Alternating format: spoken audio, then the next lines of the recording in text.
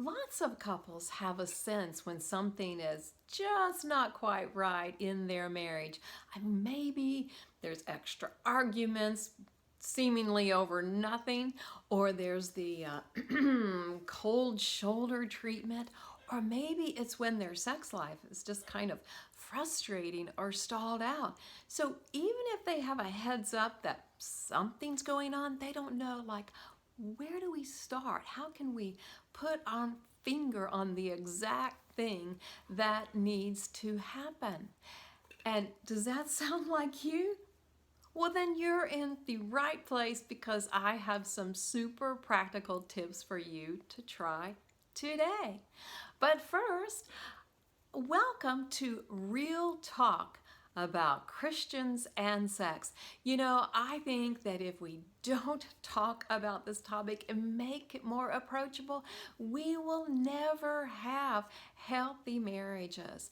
And as a Christian sex educator, relationship coach, author, and speaker, I feel like it's my calling to create this safe space so these talks can finally happen.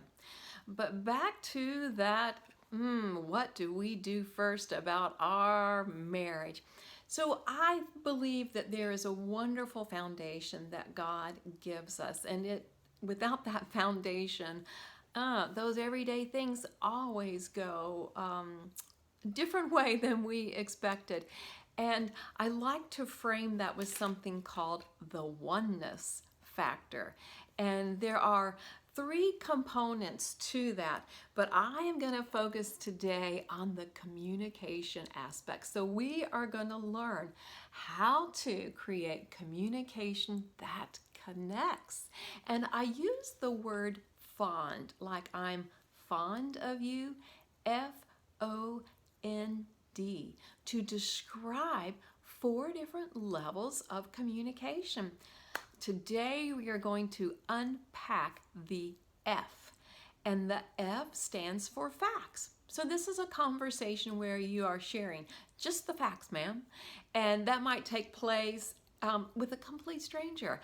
You can be checking out at the grocery and talk about the weather. Hey, it didn't require any vulnerability, any risk on your part. It is just an exchange of information, and there are some good parts to sharing those facts. So especially in marriage, think about this.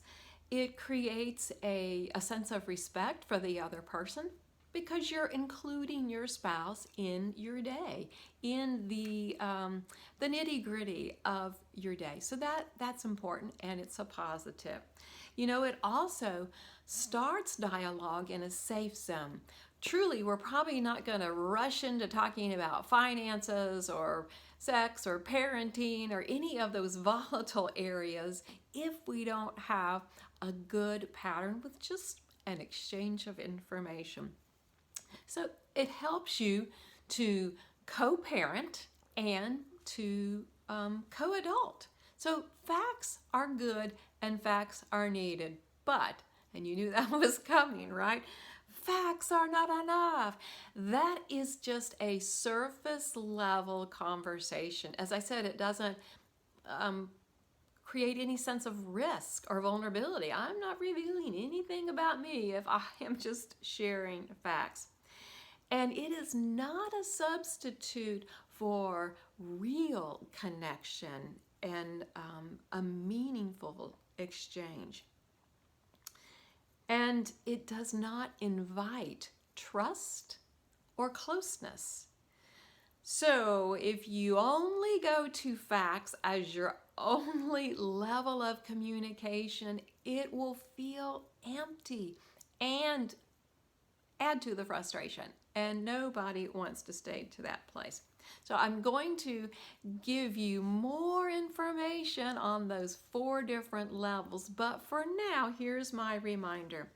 Find regular ways to stay in touch, and that could be on the fact level. But be mindful of how you want to go deeper and when you want to go deeper. But for today, we are going to stay with that idea of facts. And really, I want to give you something very, very practical to do. I'd love to hear how you share your schedule with your spouse. Do you do this digitally? Do you have a wall calendar for the entire family? That's just a very practical idea for being able to share facts that will help your family life run really smoothly. Well, thanks so much for joining us. And remember, God has answers for every area of your life, and together we can find them.